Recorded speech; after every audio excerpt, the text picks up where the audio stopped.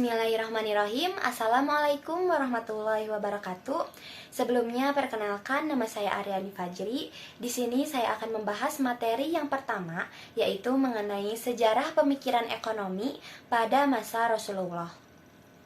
Kehidupan Rasulullah dan masyarakat muslim di masa beliau adalah teladan yang paling baik dalam implementasi Islam, termasuk dalam bidang ekonomi.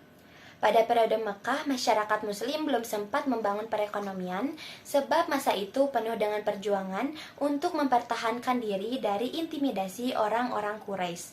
Barulah pada periode Madinah, Rasulullah memimpin sendiri membangun masyarakat Madinah sehingga menjadi masyarakat sejahtera dan beradab.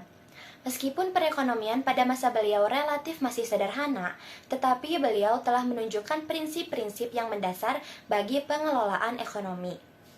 Karakter umum pada perekonomian pada masa ini adalah komitmennya yang tinggi terhadap etika dan norma, serta perhatiannya yang besar terhadap keadilan dan etis dalam bingkai syariah Islam. Sementara sumber daya ekonomi tidak boleh menumpuk pada segelintir orang, melainkan harus beredar bagi kesejahteraan pada seluruh umat. Pasar menduduki peranan yang penting sebagai mekanisme ekonomi, tetapi pemerintah dan masyarakat juga bertindak aktif dalam mewujudkan kesejahteraan dan menegakkan keadilan. Rasulullah membuang sebagian besar tradisi dan nilai-nilai yang bertentangan dengan ajaran Islam dari seluruh aspek kehidupan masyarakat muslim. Rasulullah segera meletakkan dasar-dasar kehidupan bermasyarakat. Di antaranya yaitu 1. Membangun masjid sebagai Islamic Center. 2. Menjalin ukhuwah Islamiyah antara kaum muhajirin dengan kaum ansor. 3. Menjalin kedamaian dalam negara. 4. Mengeluarkan hak dan kewajiban bagi warga negaranya. 5. Membuat konstitusi negara. Dan yang keenam, meletakkan dasar-dasar keuangan negara. Setelah menyelesaikan masalah politik dan konstitusional, Rasulullah mengubah sistem ekonomi dan keuangan negara sesuai dengan ketentuan Al-Quran. Prinsip-prinsip kebijakan ekonomi yang dijelaskan Al-Quran yaitu 1. Allah adalah penguasa tertinggi sekaligus pemilik absolut seluruh alam semesta. Yang kedua, manusia hanyalah khalifah Allah di muka bumi, bukan pemilik yang sebenarnya. Yang ketiga, semua yang dimiliki dan didapatkan manusia adalah seizin Allah. Oleh karena itu, manusia yang kurang beruntung mempunyai hak atas sebagian kekayaan yang dimiliki manusia lain yang lebih beruntung. Yang keempat, kekayaan harus berputar dan tidak boleh ditimbun. Yang kelima, eksploitasi ekonomi dalam segala bentuknya, termasuk riba, harus dihilangkan. Yang keenam, menerapkan sistem warisan sebagai media redistribusi kekayaan. Dan yang ketujuh, menetapkan kewajiban bagi seluruh individu, termasuk orang-orang miskin. Materi selanjutnya yaitu materi mengenai kebijakan fiskal pada masa Rasulullah. Setelah perjuangan dalam tataran ideologi sudah dibenahi, maka Rasulullah melangkah pada tahap berikutnya, yaitu dengan mereformasi bidang ekonomi dengan berbagai macam kebijakan beliau. Di antaranya kebijakan tersebut adalah 1. Memfungsikan Baitul Mal. Baitul Mal sengaja dibentuk oleh Rasulullah sebagai tempat pengumpulan dana atau pusat pengumpulan kekayaan negara Islam yang digunakan untuk pengeluaran tertentu hingga penyalurannya. Tidak sampai lama harta yang mengendap di dalam Baitul Mal. Ketika mendapatkannya, maka langsung disalurkan kepada yang berhak menerimanya, yaitu kepada Rasul dan kerabatnya, prajurit, petugas Baitul Mal, dan fakir miskin. Yang kedua, yaitu kebijakan pendapatan nasional dan partisipasi kerja. Salah satu kebijakan Rasulullah dalam pengaturan perekonomian yaitu meningkatkan pendapatan dan kesempatan kerja dengan mempekerjakan kaum muhajirin dan kaum ansor. Upaya tersebut tentu saja menimbulkan mekanisme distribusi pendapatan dan kekayaan sehingga meningkatkan permintaan agregat terhadap output yang akan diproduksi. Di sisi lain, Rasulullah membagikan tanah sebagai modal kerja. Kebijakan ini dilakukan oleh Rasulullah karena kaum muhajirin dan ansor keahliannya bertani dan hanya pertanian satu-satunya pekerjaan yang menghasilkan. Kebijakan beliau ini sesuai dengan teori basis, yaitu bahwa jika suatu negara ingin ekonominya maju, maka jangan melupakan potensi basis yang ada di negara tersebut. Yang ketiga yaitu kebijakan pajak. Kebijakan pajak ini adalah kebijakan yang dikeluarkan pemerintah muslim berdasarkan atas jenis dan jumlahnya. Misalnya, jika terkait dengan pajak tanah, maka besarannya itu tergantung dari produktivitas dari tanah tersebut. Yang keempat, ada kebijakan fiskal berimbang. Untuk kasus ini, pada masa pemerintahan Rasulullah, dengan metode hanya mengalami sekali defisit neraca anggaran belanja, yaitu setelah terjadinya Fathul Makkah. Namun kemudian kembali membaik setelah Perang Hunain. Yang kelima, yaitu kebijakan fiskal khusus. Kebijakan ini dikenakan dari sektor volunteer dengan cara meminta bantuan kepada muslim kaya, yaitu dengan jalan yang ditempuh dengan memberikan pinjaman kepada orang-orang tertentu yang baru masuk Islam, serta menerapkan kebijakan insentif. Yang keenam, yaitu kebijakan pemasukan dari muslim. Yang pertama, yaitu zakat. Zakat adalah salah satu dari dasar ketetapan Islam yang menjadi sumber utama pendapatan di dalam suatu pemerintahan Islam pada periode klasik. Sebelum diwajibkan, zakat ini bersifat sukarela dan belum ada peraturan khusus atau ketentuan hukum. Peraturan mengenai pengeluaran zakat muncul pada tahun ke-9 Hijriah ketika dasar Islam telah kokoh. Pada masa Rasulullah, zakat ini dikenakan pada hal-hal sebagai berikut. Yang pertama, benda logam yang terbuat dari emas dan perak seperti koin, perkakas, ornamen, atau dalam bentuk lainnya. Yang kedua, yaitu binatang ternak seperti unta, sapi, domba, dan kambing. Yang ketiga, berbagai jenis barang dagangan termasuk budak dan hewan. Yang keempat, yaitu hasil pertanian termasuk buah-buahan. Selanjutnya yaitu lutko, yaitu harta benda yang ditinggalkan musuh. Dan yang terakhir yaitu barang temuan. Yang kedua, ada usher. Usher adalah biaya impor yang dikenakan kepada semua pedagang, di mana pembayarannya hanya sekali dalam setahun dan hanya berlaku terhadap barang yang nilainya lebih dari 200 dirham. Tingkat bea orang-orang yang dilindungi adalah 5% dan pedagang muslim yaitu 2,5%. Yang ketiga, yaitu wakaf. Wakaf adalah harta benda yang didedikasikan kepada umat Islam yang disebabkan karena Allah dan pendapatannya akan didepositokan di Baitul Mal. Yang keempat, yaitu amwal fadla. Amwal fadla berasal dari harta benda kaum muslimin yang meninggal tanpa ahli waris, atau berasal dari barang-barang seorang muslim yang meninggalkan negerinya. Yang kelima, ada nawaib. Nawaib yaitu pajak yang jumlahnya cukup besar yang dibebankan kepada kaum muslimin yang kaya dalam rangka menutupi pengeluaran negara selama masa darurat, dan ini pernah terjadi pada masa Perang Tabuk. Yang keenam, yaitu zakat fitrah. Zakat fitrah ini diwajibkan bagi kaum muslimin dalam 1 tahun sekali sebagai pembebasan harta yang mereka miliki. Tepatnya pada bulan Ramadan, dan zakat fitrah ini hingga sekarang semakin menunjukkan perkembangannya karena bersifat wajib. Yang ketujuh, yaitu hums. Hums adalah karun atau temuan. Hums ini sudah berlaku pada periode sebelum Islam. Yang kedelapan, yaitu kafarat. Kafarat adalah denda atas kesalahan yang dilakukan seorang muslim pada acara keagamaan seperti berburu di musim haji. Kafarat juga biasa terjadi pada orang-orang muslim yang tidak sanggup melaksanakan kewajiban, seperti seorang yang sedang hamil dan tidak memungkinkan jika melaksanakan puasa, maka dikenai kafarat sebagai penggantinya. Yang ketujuh, ada kebijakan pemasukan dari non-muslim.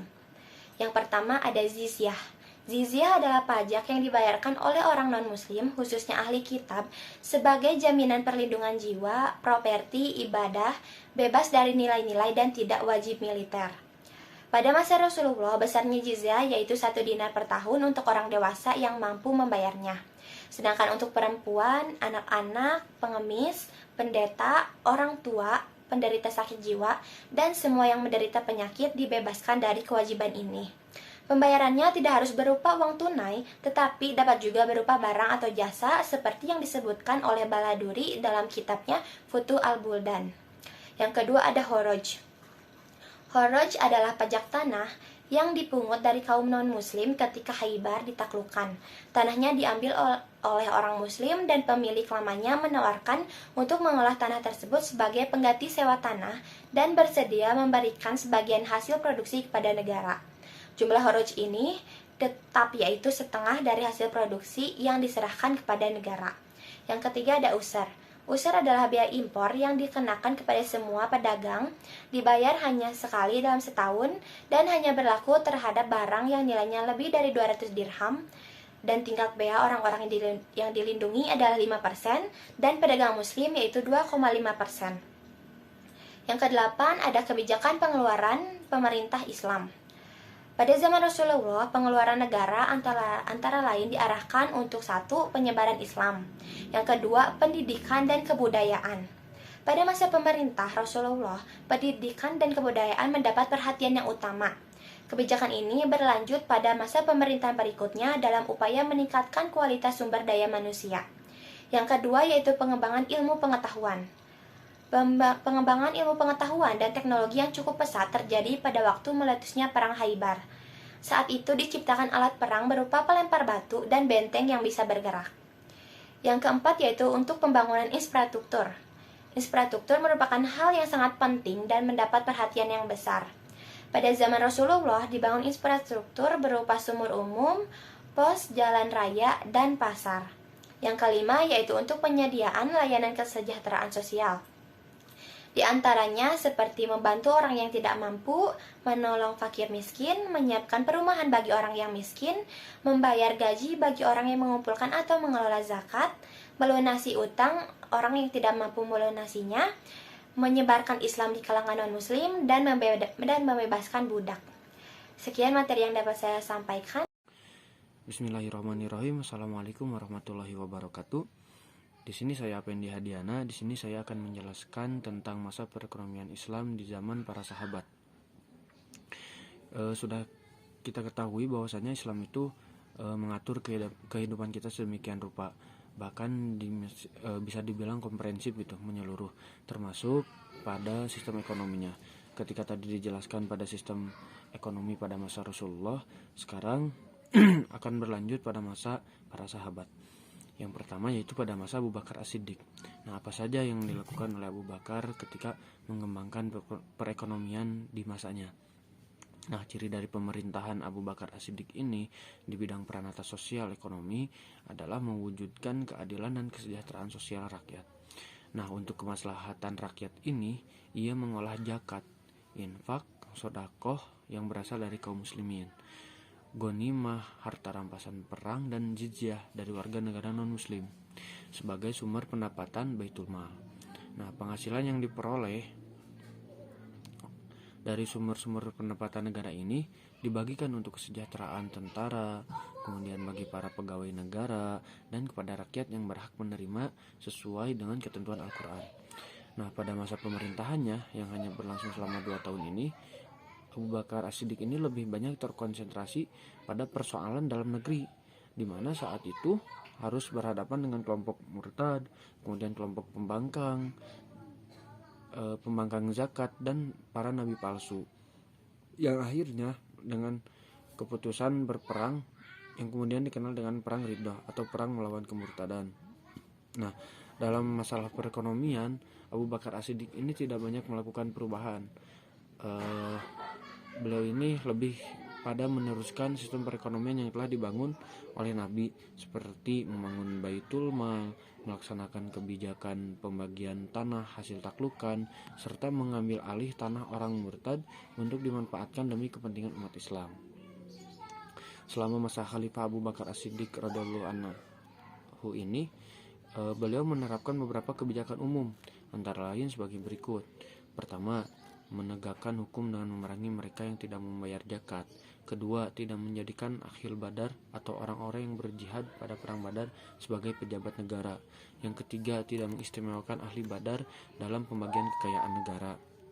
Yang keempat, mengelola barang tambang atau rikas yang terdiri dari emas, kemudian perak, perunggu, besi, dan baja sehingga menjadi pendapatan negara.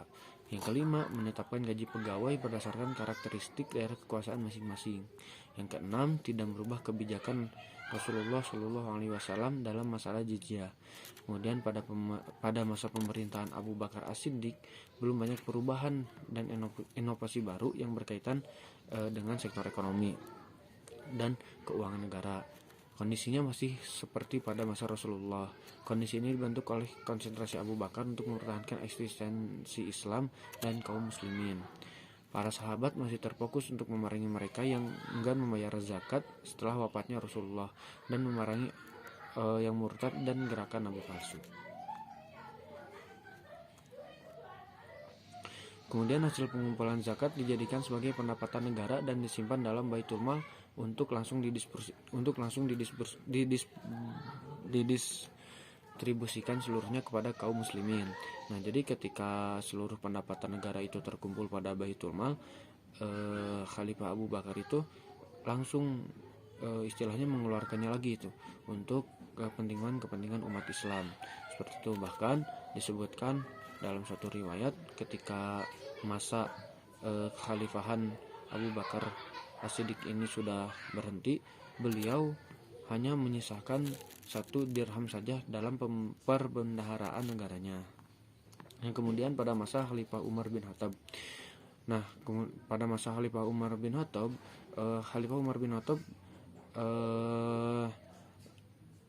mempunyai beberapa kebijakan. Yang pertama, membangun lembaga Baitul Mal. Nah, sebenarnya gagasan lembaga Baitul Mal ini sudah ada pada masa Rasulullah dan kemudian pada masa Khalifah pertama, yaitu Khalifah Abu Bakar. Namun tidak secara kelembagaan. Nah, di zaman pemerintahan Khalifah Umar bin Khattab inilah fungsi Baitul Mal lebih dikembangkan dan diefektifkan lagi dengan mendirikan lembaga khusus untuk pengurusan dan pengelolaannya. Nah, sejarah mencatat pembangunan institusi Baitul Mal ini dilatar belakangi oleh kedatangan Abu Hurairah yang ketika itu menjabat sebagai gubernur Bahrain.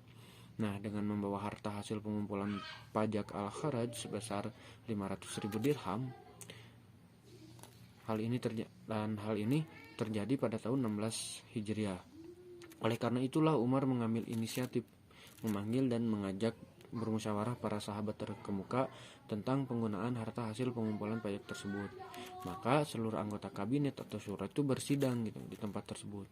Nah, sahabat Ali itu lebih cenderung membagikannya kepada umat gitu. Tapi Khalifah Umar menolak gitu. Nah, pada saat-saat yang menentukan itu kemudian muncullah Walid bin Hisam menyatakan bahwa dia itu pernah melihat Raja Syria menyimpan harta benda secara terpisah dari badan eksekutif.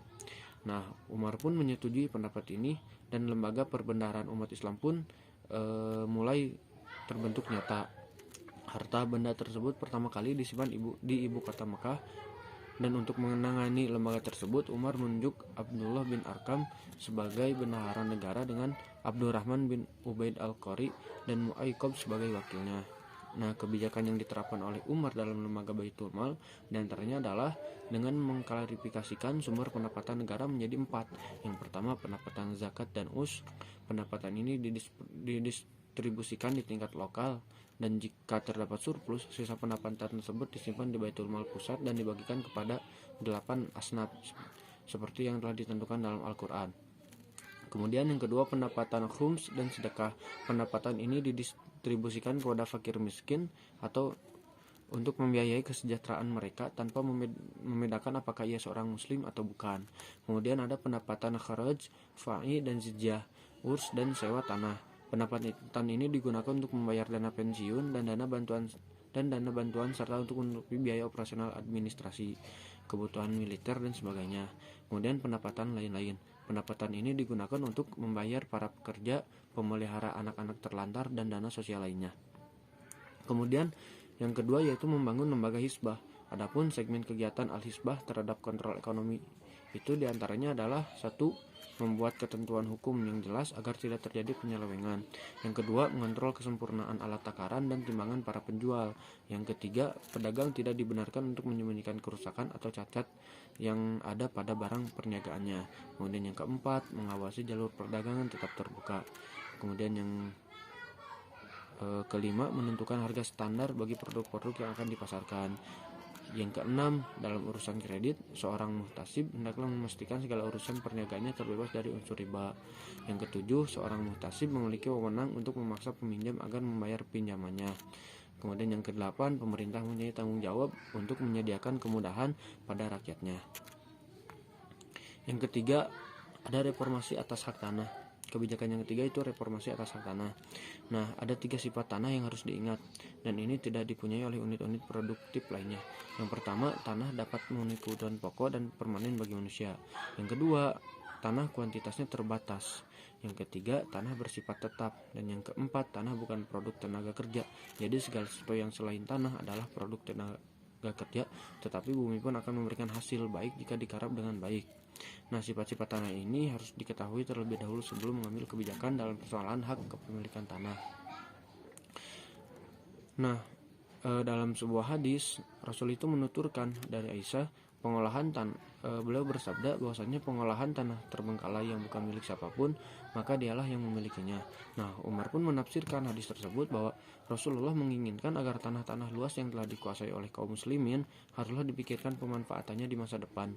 Dari sini ia sampai kepada kesimpulan akan perlunya pengawasan yang ketat dalam pendistribusian tanah untuk mencegah terjadinya pembagian yang tidak adil. Kemudian hak kepemilikan tanah dicabut dari pemilik aslinya, untuk kemudian si pemilik asli beralih menjadi petani biasa atau hamba atau budak pengelola tanah.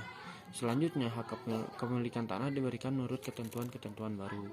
Nah, jadi ketika dulu kita istilahnya memiliki tanah yang luas, pada masa Umar ini seseorang yang memiliki tanah ini dijadikan istilahnya petani untuk mengelola tanah tersebut. Nah, ketika berhasil maka dia akan memperoleh hasilnya dari apa yang ia tanikan. Tapi ketika taninya gagal, maka ia akan digantikan oleh orang-orang yang baru, seperti itu. Kemudian yang selanjutnya pada masa Khalifah Utsman bin Affan. Nah, kebijakan ekonomi pada masa Khalifah Utsman bin Affan adalah sebagai berikut.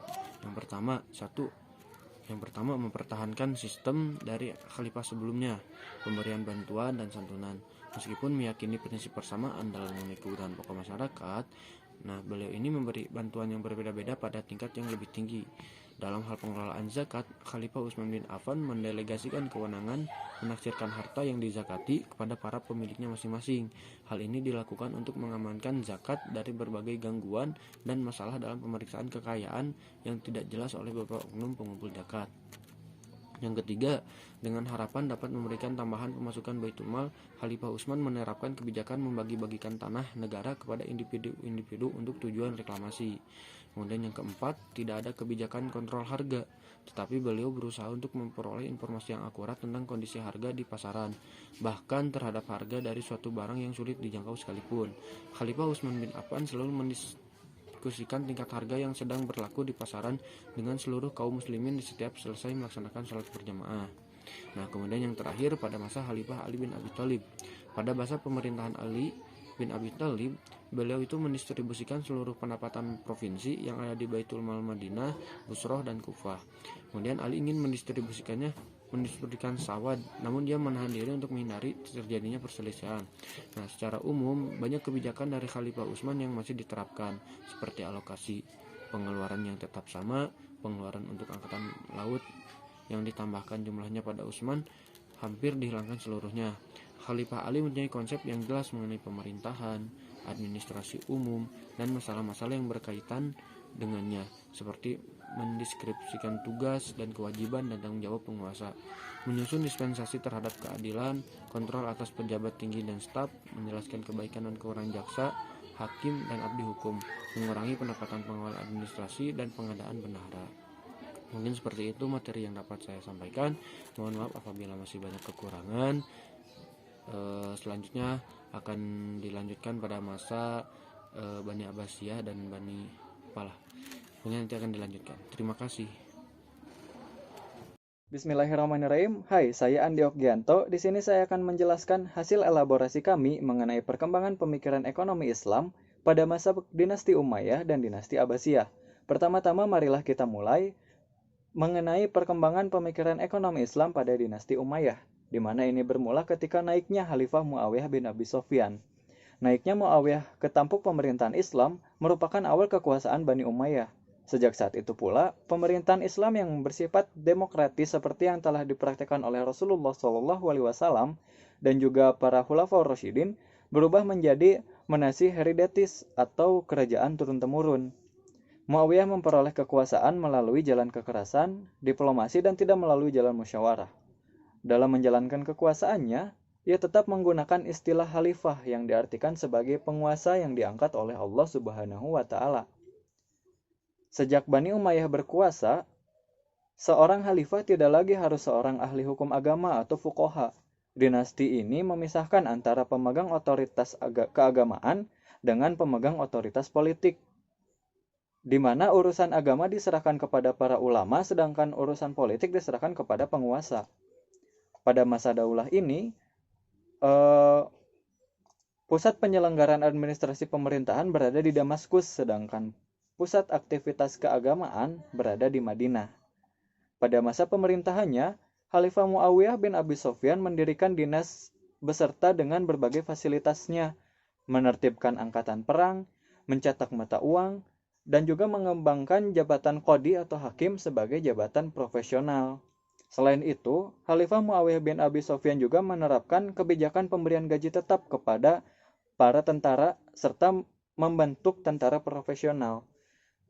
Dan juga melakukan pengembangan terhadap birokrasi seperti fungsi pengumpulan pajak dan administrasi politik.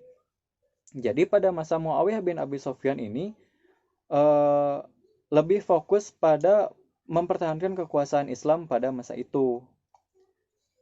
Yang selanjutnya adalah pada masa Khalifah Abdul Malik bin Marwan.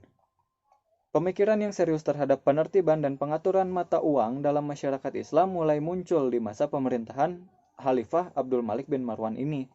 Hal ini dilatar belakangi oleh permintaan pihak Romawi agar Khalifah Abdul Malik bin Marwan menghapus kalimat Bismillahirrahmanirrahim pada mata uang yang berlaku di masa kekhalifahannya. Karena pada saat itu bangsa Romawi mengimpor dinar Islam dari Mesir. Akan tetapi permintaan tersebut ditolak oleh Khalifah Abdul Malik bin Marwan. Bahkan Khalifah Abdul Malik bin Marwan mencetak mata uang Islam tersendiri sehingga tetap mencantumkan kalimat Bismillahirrahmanirrahim pada mata uang tersebut, di mana uang tersebut dicetak pada tahun 74 Hijriah atau 659 Masehi dan menyebarkannya ke seluruh wilayah Islam, seraya melarang pemakaian atau melakukan percetakan mata uang selain mata uang yang dicetak oleh negara. Ia juga menjatuhkan hukuman ta'zir kepada mereka yang melakukan percetakan mata uang di luar percetakan negara. Selain itu, ia juga melakukan berbagai pembenahan administrasi pemerintahan dan memberlakukan bahasa Arab sebagai bahasa resmi administrasi pemerintahan Islam pada masa itu. Nah, yang ketiga adalah pada masa Khalifah Umar bin Abdul Aziz. Selama masa pemerintahannya, Umar bin Abdul Aziz menerapkan kembali ajaran Islam yang secara utuh dan menyeluruh. Berbagai pembenahan dilakukan di seluruh sektor kehidupan masyarakat tanpa pandang bulu. Langkah ini dimulai dari dirinya sendiri. Ketika diangkat menjadi khalifah, Umar bin Abdul Aziz mengumpulkan rakyatnya dan mengumumkan serta menyerahkan seluruh harta kekayaan diri sendiri dan keluarganya yang tidak wajar kepada kaum muslimin melalui Baitul Mal. Harta kekayaan tersebut melalui tanah-tanah perkebunan di Maroko, berbagai tunjangan yang berada di Yamah, Muqayyides, Jabal Wars, Yaman dan Fadak, hingga cincin pemberian Al-Wahid, di mana beliau memberikannya kepada kaum muslimin atau kepada masyarakat melalui Baitul Mal. Selama berkuasa, ia juga tidak mengambil sesuatu pun dari Baitul Mal, termasuk pendapatan fa'i yang telah menjadi haknya. Pada masa pemerintahannya, Khalifah Umar bin Abdul Aziz ini memprioritaskan pembangunan dalam negeri. Menurutnya, memperbaiki dan meningkatkan kesejahteraan negeri-negeri Islam adalah lebih baik daripada menambah kekuasaan wilayah Islam pada masa itu. Dalam rangka ini pula, ia menjaga hubungan baik dengan pihak oposisi dan memberikan hak kebebasan beribadah kepada penganut agama lain. Di dalam melakukan berbagai kebijakannya, Khalifah Umar bin Abdul Aziz bersifat melindungi dan meningkatkan kemakmuran taraf hidup masyarakat secara keseluruhan. Ia juga mengurangi beban pajak yang dipungut dari kaum Nasrani, serta menghapus pajak terhadap kaum muslimin. Kemudian membuat aturan takaran dan timbangan, membasmi cukai dan kerja paksa, memperbaiki tanah pertanian, penggalian sumur-sumur, pembangunan jalan-jalan, pembuatan tempat-tempat penginapan untuk para musafir, dan menyantuni fakir miskin. Berbagai kebijakan ini berhasil meningkatkan taraf hidup masyarakat atau ekonomi masyarakat secara keseluruhan, sehingga pada masa itu tidak ada lagi yang mau menerima zakat. Nah, salah satu bukti kesungguhannya dalam menegakkan keadilan, Khalifah Umar bin Abdul Aziz pernah membelanjakan seluruh kekayaan Baitul Mal di Irak untuk membayar ganti rugi kepada orang-orang yang diperlakukan semena-mena oleh penguasa-penguasa sebelumnya. Karena tidak mencukupi, ia juga mengambil dari kekayaan Baitul Mal di Syam. Khalifah Umar bin Abdul Aziz juga menetapkan bahwa para pejabat diberi gaji 300 dinar dan dilarang melakukan berbagai pekerjaan sampingan. Jadi hanya untuk fokus mengurus masyarakat atau mengurus rakyat pada saat itu. Selain itu, pajak yang dikenakan kepada non-muslim hanya berlaku kepada 3 profesi saja, yaitu para pedagang, petani, dan tuan tanah. Di bidang pertanian, Khalifah Umar bin Abdul Aziz melarang penjualan tanah garapan agar tidak ada penguasa lahan. Ia juga memerintahkan amirnya untuk memanfaatkan semaksimal mungkin lahan pertanian yang ada. Bahkan untuk penarikan pajak tanah terhadap para petani, itu dilihat terlebih dahulu apakah tanahnya itu subur atau tidak. Kalau misalnya subur, ditarik pajaknya pun harus sesuai dengan biaya hidup si petani tersebut. Kalau tanahnya tidak subur, tentu pajaknya itu tidak ditarik gitu. Nah, lebih jauh lagi, Khalifah Umar bin Abdul Aziz menerapkan kebijakan otonomi daerah. Setiap wilayah Islam mempunyai wewenang untuk mengelola zakat dan pajak mereka secara sendiri-sendiri dan tidak hanya diharuskan menyerahkan upeti kepada pemerintah pusat. Bahkan sebaliknya, pemerintah pusat akan memberikan bantuan subsidi kepada setiap wilayah Islam yang minim pendapatan zakat dan pajaknya. Dengan demikian, masing-masing wilayah Islam diberi kekuasaan atau kebebasan untuk mengelola kekayaannya. Jika terdapat surplus, Khalifah Umar bin Abdul Aziz menyarankan agar wilayah tersebut memberikan bantuan kepada wilayah yang minim pendapatannya. Untuk menunjang hal ini, ia mengangkat Ibnu Jahdam sebagai amil sodakoh yang bertugas untuk menerima dan mendistribusikan hasil sodakoh secara merata dan menyeluruh ke seluruh wilayah Islam. Pada masa pemerintahannya, sumber-sumber pemasukan negara berasal dari zakat, hasil rampasan perang, pajak penghasilan pertanian, di mana pajak ini di awal pemerintahan Umar bin Abdul Aziz ditiadakan mengingat situasi ekonomi yang belum kondusif. Setelah terjadinya stabilitas perekonomian masyarakat membaik, maka pajak ini kembali ditetapkan. Itu pun melihat situasi pada kondisi masyarakat tersebut. Nah, setelah masa pemerintahan Umar bin Abdul Aziz ini, kekuasaan Bani Umayyah berada di tangan Yazid bin Abdul Malik. Pada masa ini kekacauan dalam kehidupan masyarakat mulai muncul kembali. Hal ini dipicu oleh kegandrungan sang khalifah dan para penggantinya terhadap kewenangan dan ketidakpeduliannya terhadap kesejahteraan rakyat. Akibatnya muncul berbagai konfrontasi antara pemerintah dengan rakyatnya sendiri. Kerusuhan tersebut terus berlanjut hingga semakin memperkuat oposisi dan sebaliknya gitu kan. Memperlemah oposisi dari sang khalifah.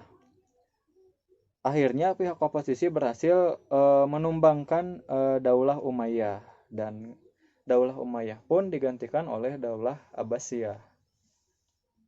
Baik, yang selanjutnya adalah pada masa dinasti Abbasiyah, di mana Bani Abbasiyah meraih tampuk kekuasaan Islam setelah berhasil menggulingkan pemerintahan dari dinasti Bani Umayyah. Nah, pada masa periode pertama itu dipegang oleh Khalifah Abu Ja'far al-Mansur. Pada masa pemerintahannya, Khalifah al-Mansur lebih banyak melakukan konsolidasi dan penertiban administrasi birokrasi. Pusat pemerintahan yang pada mulanya berada di Hasimiyah dipindahkan ke kota Baghdad yang baru saja dibangunnya. Ia menciptakan tradisi baru di bidang pemerintahan, di mana dia mengangkat seorang wazir sebagai koordinator departemen. Khalifah al-Mansur juga membentuk lembaga protokol negara, sekretaris negara, dan kepolisian negara, serta membenahi angkatan bersenjata dan membentuk lembaga kehakiman negara. Pada awal pemerintahan Khalifah al-Mansur, dalam mengendalikan harga-harga, Khalifah al-Mansur memerintahkan para kepala jawatan pos untuk melaporkan harga pasaran dari setiap bahan makanan dan barang lainnya. Kemudian para walinya menurunkan harga-harga ke tingkat yang semula. Di samping itu, Khalifah al-Mansur juga sangat hemat dalam membelanjakan Baitul Mal. Ketika ia meninggal, kekayaan kas negara telah mencapai 810 dirham. Nah, yang selanjutnya adalah pada masa kekuasaan Al-Mahdi. Ketika pada masa kekuasaan Al-Mahdi menjadi khalifah, keadaan negara telah stabil. Ia banyak menerapkan kebijakan yang menguntungkan rakyat banyak, seperti pembangunan tempat-tempat persinggahan untuk para musafir haji, pembuatan kolam-kolam air bagi para khalifah dengan beserta hewan bawaannya, serta memperbaiki dan memperbanyak jumlah telaga dan perigi. Pada masa pemerintahan Al-Mahdi, perekonomian negara mulai meningkat dengan ditunjukkan oleh peningkatan di sektor pertanian melalui irigasi dan peningkatan hasil pertambangan seperti emas, perak, tembaga, dan juga besi. Di samping itu, jalur transit perdagangan antara timur dan barat juga menghasilkan kekayaan. Nah, dalam hal ini, Basrah menjadi pelabuhan yang sangat penting. Dengan demikian, sektor-sektor ekonomi yang menunjang kemakmuran Daulah Abbasiyah pada masa itu adalah pertanian, pertambangan, dan juga perdagangan. Nah, ketika tampuk pemerintahan dikuasai oleh Khalifah Harun ar-Rasyid, pertumbuhan ekonomi berkembang dengan pesat dan kemakmuran Daulah Abbasiyah mencapai puncaknya. Pada masa pemerintahannya, Khalifah Harun ar-Rasyid melakukan diversifikasi sumber pendapatan negara. Ia membangun Baitul Mal untuk mengurus keuangan negara dan menunjuk seorang wajiz yang menjadi kepala beberapa dewan. Sumber pendapatan pada masa pemerintahan ini adalah dari kharaj, jizyah, zakat, fai, ghanimah, usyir, dan harta lainnya seperti wakaf, sedekah, dan harta warisan yang tidak mempunyai ahli waris. Seluruh pendapatan tersebut dihimpun pada Baitul Mal. Pemerintahan Khalifah Harun ar-Rasyid ini juga mulai sangat memperhatikan masalah perpajakan. Ia menunjuk Qadi Abu Yusuf untuk mengurus atau untuk menyusun sebuah kitab pedoman mengenai keuangan secara syariah. Jadi pada masa ini mulai disusun kitab tentang keuangan negara secara syariah. Nah, sepeninggal Harun ar-Rasyid, tampuk pemerintahan Daulah Abbasiyah diserahkan kepada Khalifah Al-Ma'un. Nah, pribadi Al-Ma'un adalah pribadi yang sangat mencintai ilmu dan sangat mempengaruhi berbagai kebijakannya. Pada masa pemerintahannya, Khalifah Al-Ma'un ini memberikan perhatian yang sangat besar terhadap pengembangan ilmu pengetahuan di dalam Islam.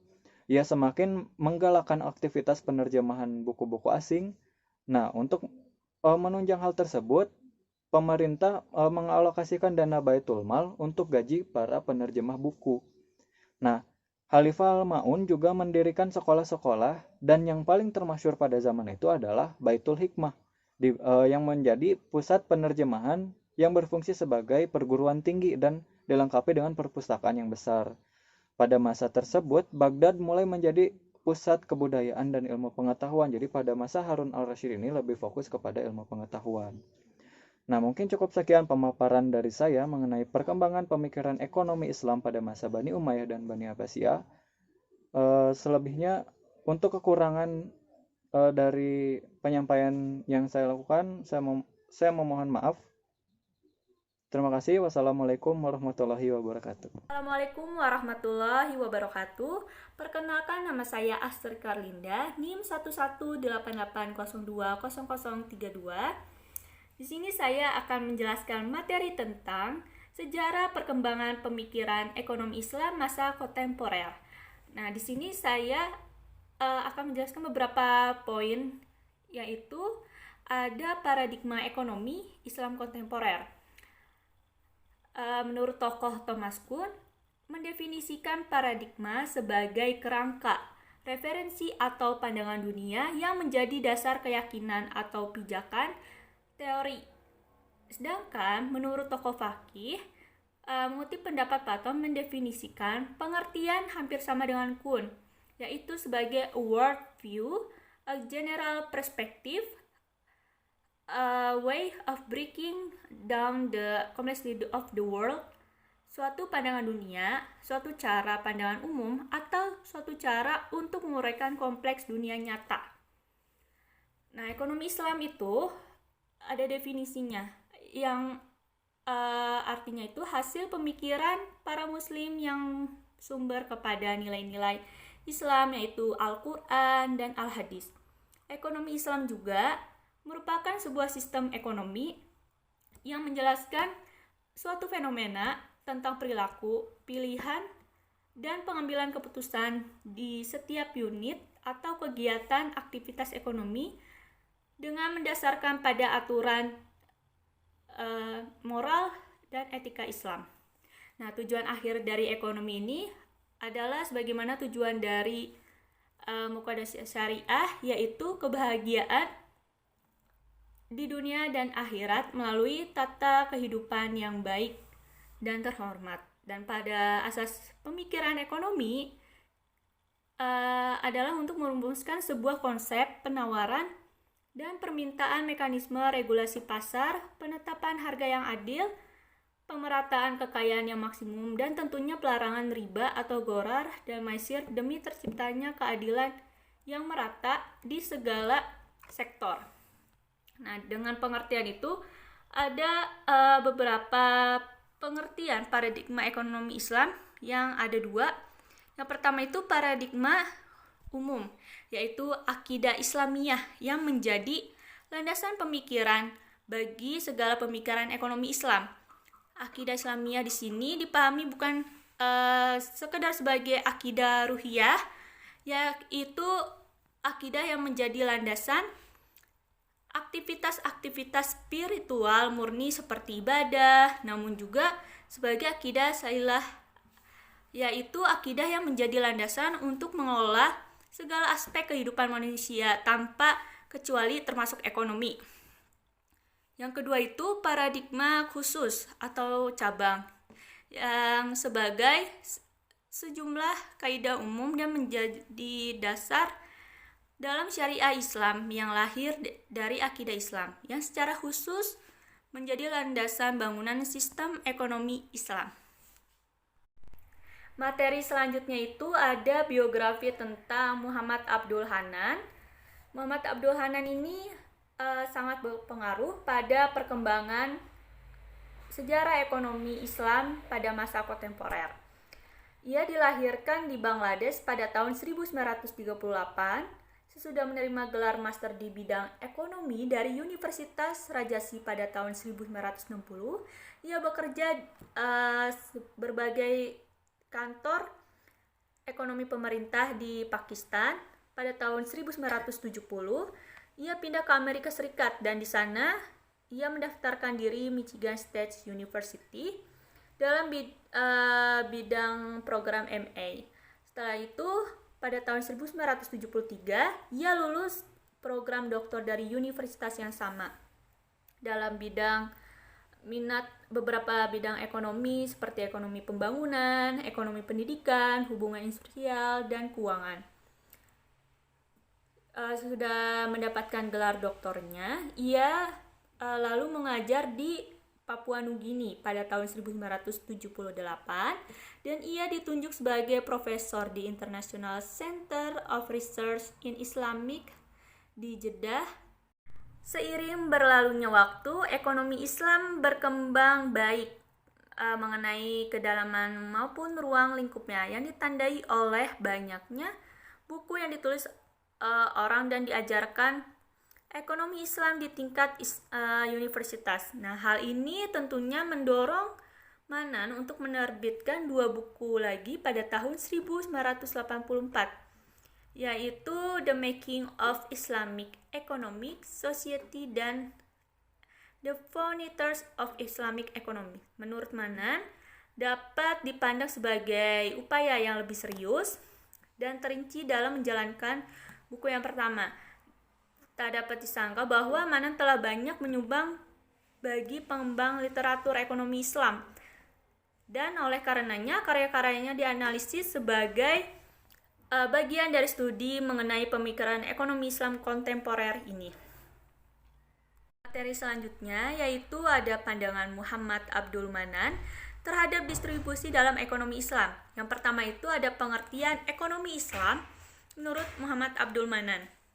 Manan mendefinisikan ekonomi Islam sebagai sebuah ilmu yang mempelajari masalah-masalah ekonomi bagi suatu masyarakat yang diilhami oleh nilai-nilai Islam ekonomi.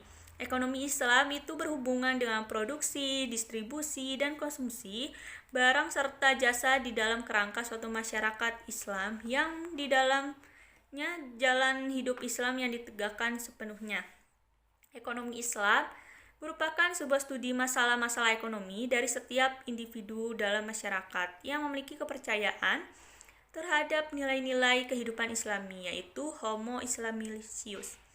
Menurut Syed Nawad Haidir Naqvi, ekonomi Islam berakar pada pandangan dunia khas Islam dan premis-premis nilainya diambil dari ajaran-ajaran etik sosial Al-Quran dan Sunnah. Muhammad Abdul Manan menyatakan, demi kemaslahatan umum, Islam mewajibkan pemerintah untuk berperan dalam urusan ekonomi. Nah, peranannya itu yang diharapkan antara lain mendirikan pabrik-pabrik untuk meningkatkan produksi, membuat lapangan kerja baru, menentukan harga barang pokok, dan menentukan kebijakan ekonomi.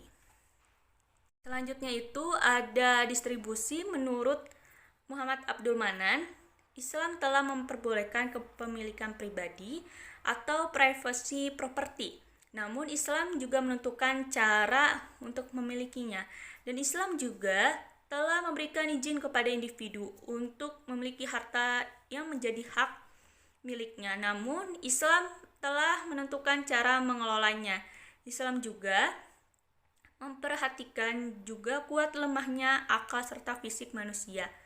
Sehingga karena perbuatan tersebut, Islam selalu membantu individu yang lemah serta mencakupi kebutuhan orang yang membutuhkan. Dan begitu juga dalam menjalani kehidupannya, manusia tentu saling membutuhkan satu sama lain, dikarenakan manusia itu kan merupakan makhluk sosial. Dan pemikiran Islam, arus utama sudah sangat tegas dalam memberikan karakteristik perilaku rasional sehingga memungkinkan penggunaan sumber-sumber yang diberikan oleh Allah dalam suatu cara membantu menjamin kesejahteraan individu di dunia dan di akhirat. Dan karenanya menciptakan suatu keseimbangan antara kebutuhan material dan spiritual dan antara kepentingan individu dan masyarakat. Ini menurut Capra pada tahun 2001. Baik, di sini saya akan melanjutkan materi mengenai sejarah dan cikal bakal lahirnya sistem ekonomi di Indonesia. Nah, secara struktural atau secara sistematis, sejarah sistem ekonomi di Indonesia dibagi dalam dua, yaitu secara non-sistematis dan secara sistematis. Maksud dari secara non-sistematis adalah bahwa sejarah sistem ekonomi di Indonesia itu sudah ada sejak Islam sendiri itu masuk ke Indonesia, yakni pada abad ke-13 maupun abad ke-7 dalam dua referensi yang berbeda. Bagaimana ini bisa terjadi? Karena yang masuk atau menyebarkan Islam di Indonesia itu adalah saudagar-saudagar yang tentunya mereka akan menerapkan sistem perekonomian menurut agamanya, yaitu agama Islam. Oke. Yang kedua adalah sistem atau sejarah ekonomi di Indonesia secara sistematis. Nah, secara sistematis ini bermula dari tahun 1983 di mana pemerintah Indonesia sempat menerapkan sistem bagi hasil dalam perkreditan yang merupakan konsep dari perbankan syariah tersebut. Kemudian pada tahun 1980 mulai ada gagasan pendirian Bank Islam Indonesia yang dipraktekkan masih skala yang terbatas seperti di Bandung, yaitu Bait At-Tamwil milik Salman ITB Bandung. Kemudian pada tahun 1990, MUI atau Majelis Ulama Indonesia mulai melakukan upaya-upaya untuk pendirian Bank Islam Indonesia. Salah satunya pada Munas keempat Majelis Ulama Indonesia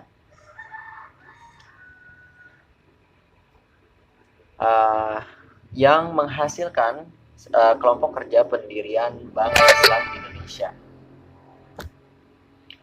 Barulah pada 1 November 1991, PT atau Perseroan Terbatas Bank Muamalat Indonesia berdiri sebagai bank syariah pertama di Indonesia. Inilah yang melandasi cikal bakal atau sejarah dari sistem perekonomian syariah di Indonesia secara sistematis. Kemudian landasan BMI atau Bank Muamalah Indonesia pada saat itu hanya berpijak pada salah satu ayat pada undang-undang, yaitu Undang-Undang Nomor 7 Tahun 92, yang salah satu ayatnya berbunyi bank dengan sistem bagi hasil, Pak. Tanpa ada rincian hukum yang jelas tentang bagaimana sistem perbankan syariah pada saat itu. Barulah pada tahun 1998, pemerintah dan DPR, Dewan Perwakilan Rakyat, sepakat merubah Undang-Undang Nomor 7 tahun 1992 tadi menjadi Undang-Undang Nomor 10 Tahun 1998 yang secara tegas menjelaskan terdapat dua sistem perbankan di Indonesia, yaitu konvensional dan syariah. Peluang tersebut disambut baik nih oleh masyarakat, apalagi masyarakat yang mayoritasnya muslim, yang mengimpikan, yang mengharapkan sudah ada bank yang tidak menggunakan sistem riba. Dengan berdirinya disambut masyarakat, ini dibuktikan dengan berdirinya beberapa bank syariah lain. Hingga pada akhirnya pada 1 Februari 2021 awal tahun kemarin, Bank Syariah Indonesia berdiri sebagai hasil merger dari bank-bank syariah milik pemerintah. Demikian materi yang bisa saya sampaikan. Terima kasih.